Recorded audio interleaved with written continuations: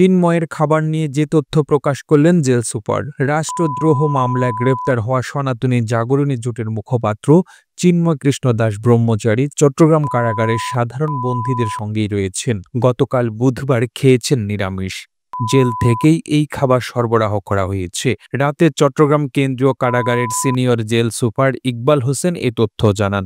আদালত চিন্ময় কৃষ্ণকে কারাগারে ডিভিশন প্রদানের নির্দেশ দিলেও কাগজপত্র না পাওয়ায় গতকাল পর্যন্ত তাকে ডিভিশন দেওয়া হয়নি বলে জানা গেছে।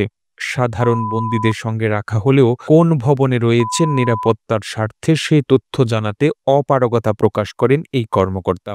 রাত 8:45টায় senior jail super Iqbal Hossain বলেন, চিন্ময় কৃষ্ণ কারাগারে নিরাপদে আছেন, ভালোই আছেন। একটু আগে আমি তার সঙ্গে দেখা করে এসেছি, তিনি সুস্থ রয়েছেন। ধর্মমতে যেসব খাবার তিনি খান সেগুলো জেল থেকে সরবরাহ করা হচ্ছে।